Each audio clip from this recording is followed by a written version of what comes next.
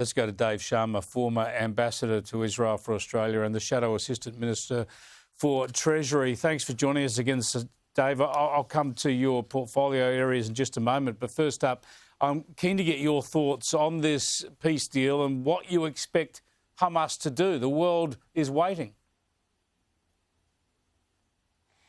Well, look, I think it's the most comprehensive and substantial peace deal that's been put forward in the 2 years of this conflict. You know, it provides for an end to the war in Gaza. It provides for the release of the hostages. It provides for a new governance mechanism in Gaza, and it would provide a more hopeful future for the entire region. But as you say, I mean, look, Israel's agreed to it. The Arab states have agreed to it.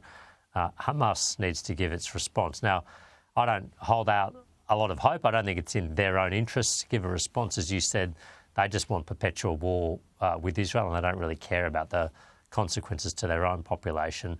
But I'm hopeful that because of the military pressure they've been put under, because of unrest amongst their own population in Gaza, and because of pressure that can be applied from states like Qatar, like Turkey, like Egypt, a deal might still be possible.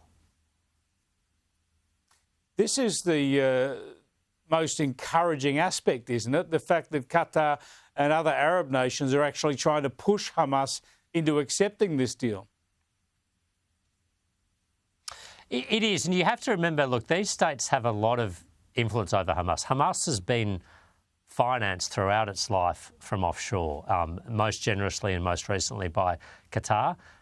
Hamas's political leadership lives in exile in Qatar, and the fact that they've got that presence basically gives them a level of currency and status within the Arab world, allows them to raise money, allows them to access media outlets and everything else. If Qatar says you take this deal or we cut you off, that would be a significant blow to Hamas. I don't know if they can survive as an organisation without the outside support and outside financing they've gotten, because all they do is spend money on tunnels and weapons systems, not feeding or clothing their own population. They don't grow the economy. They don't have a tax base of their own. So these countries, if they're on board, and it seems they are, they can put a significant amount of pressure on Hamas. And look, that's where Australia should be playing our role now, is putting pressure and encouragement on these countries to make sure that Hamas signs on to this. Well, let's make the big switch now from that conflagration to the housing crisis in Australia and your portfolio. Labor's expanded plan to help people out with 5% deposits to effectively insure their mortgages.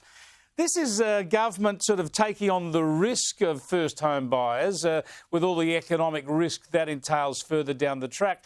Surely it doesn't do anything about the fundamental problem, and that is the problem of supply. We need more land subdivided. We need freer planning rules. We need to just increase supply in this country to try to make sure that the demand is satisfied and prices go down or become at least more manageable. All Labor's policy is going to do is to push housing prices up. I mean, the Prime Minister himself admitted that today. Labor is building fewer homes than when the Coalition was in office, about 170,000 over the past 12 months versus 200,000 when we were in office. Treasury, its own government department, says it's not going to meet its housing target.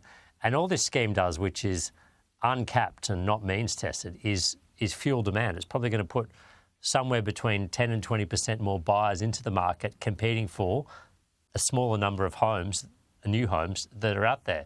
Everyone knows if you've got a larger number of buyers chasing a smaller number of goods, prices go up. Yeah, at the very least, you'd think you'd means test it. Thanks for joining us, Dave. Appreciate it. Dave Sharma there, Liberal Senator for New South Wales.